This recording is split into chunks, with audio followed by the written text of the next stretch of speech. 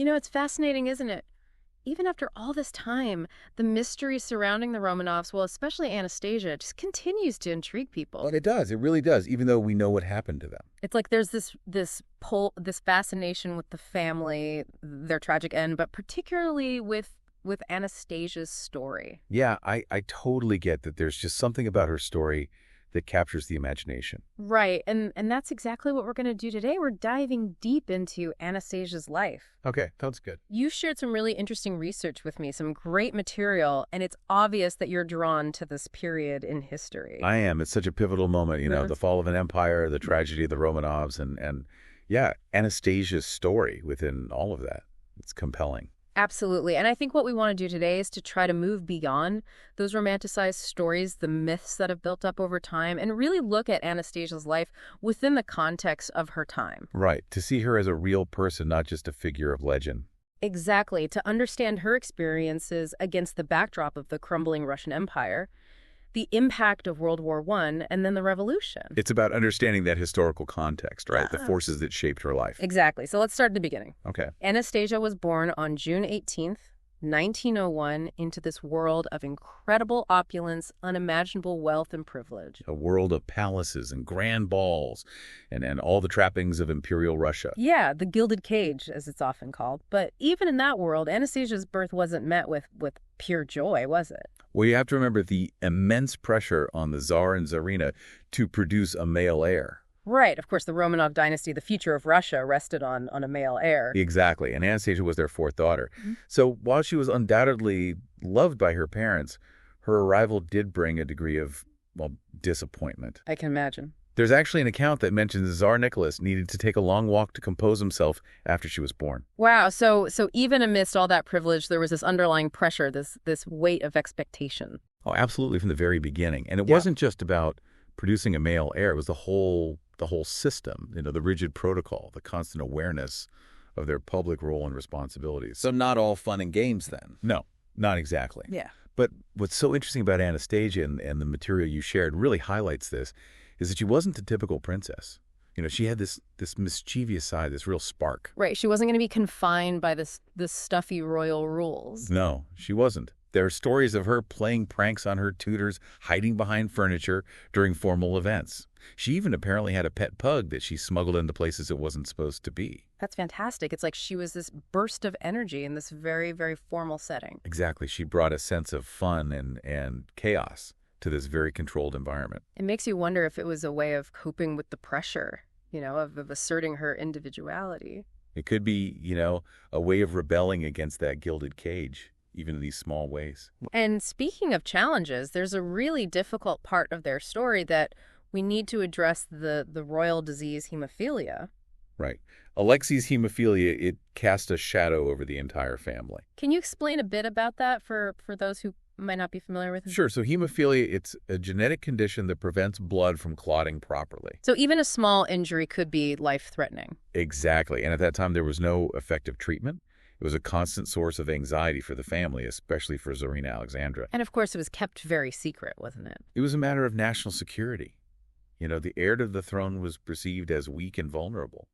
Which led to a lot of speculation and distrust. Absolutely. It created an atmosphere of fear and uncertainty, and it made the family even more isolated. And then enters Rasputin, right? Grigory Rasputin, the so-called mad monk, Whose influence can't be overstated. he's such a controversial figure, and his involvement with the Romanovs is fascinating, but also deeply troubling. Can you talk a little bit about his role? Well, it's believed that he had some success in easing Alexei's suffering through hypnosis or some kind of spiritual healing. Right, and this gave him incredible influence over Tsarina Alexandra. She saw him as a savior for her son, but his presence at court was incredibly divisive. He was seen as corrupt manipulator, and many believed he was wielding too much power. And his scandalous reputation further damaged the public image of the Tsar and the monarchy. It's almost like this personal tragedy, Alexei's illness became intertwined with the political turmoil that was brewing in Russia. It definitely played a role in the growing discontent with the Romanov rule. So you have this backdrop of social unrest, economic hardship, and then World War I breaks out. And the war just exacerbated all of those problems. It was a disaster for Russia. Huge casualties, economic collapse, and it exposed the weaknesses of the Tsar's leadership. It really undermined any remaining public trust in the monarchy. And for Anastasia, this meant a dramatic shift in her life, right? Absolutely. The Alexander Palace, where the family was living, was transformed into a hospital. And she and her sisters became nurses. They were actively involved in caring for the wounded soldiers, assisting with surgeries, writing letters for those who couldn't. It's a striking contrast to the life they had led before. It shows a different side to them, a compassion and a willingness to help those in need. And then, of course, the revolution comes. The February Revolution of 1917, the end of the Romanov dynasty. Centuries of rule just gone overnight. Anastasia and her family went from being royalty to prisoners. Held captive, moved from place to place, the uncertainty must have been terrifying. Absolutely. Their world was turned upside down. Everything they knew was gone. And then the final chapter, the move to Ekaterinburg, to the Apadiev house. That's where the tragedy reached its climax in July of 1918.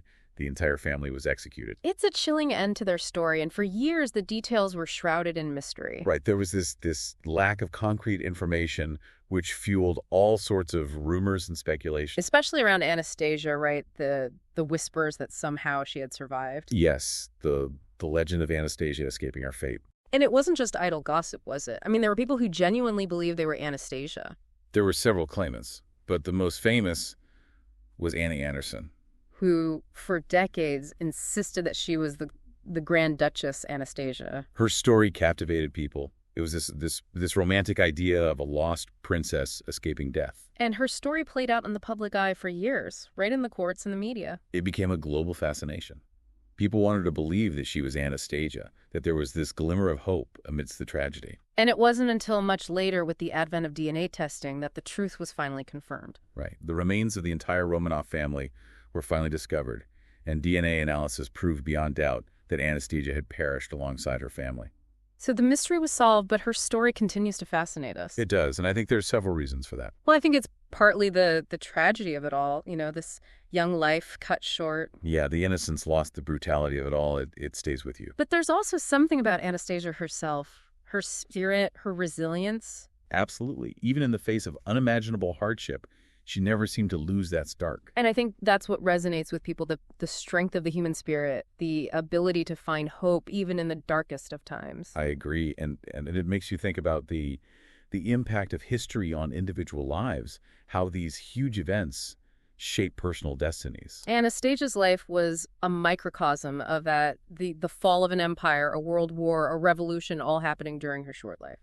It's a powerful reminder of how interconnected everything is, and how even those in positions of power can be swept away by the tide of history. And it makes you consider what legacy means, right? It's not just about grand achievements or leaving a mark on the world. No, it's also about the connections we make, the impact we have on those around us, the small acts of kindness, the moments of resilience that define a life. And in that sense, Anastasia's story, even though it ended tragically, continues to speak to us. It reminds us of the importance of human connection, of finding strength in each other, of cherishing the moments we have. It's a story that stays with you long after you've heard it. It's a story that makes you think about the world differently, about the course of history and about the lives of those who came before us. Well, thank you so much for sharing your expertise with us today. It's been a truly insightful journey into Anastasia's life and her time. It's been my pleasure. The Romanovs are a subject I never tire of exploring. And for our listeners, we hope this deep dive has given you a new perspective on Anastasia Romanov, her life, her legacy, and the turbulent era in which she lived. It's a story that continues to fascinate and one that I think we can all learn something from. We encourage you to keep exploring this fascinating period of history and to consider the ways in which the past can inform our present. There are always more stories to uncover and more lessons to be learned. So until next time, keep diving, keep questioning, and keep seeking those hidden gems of history.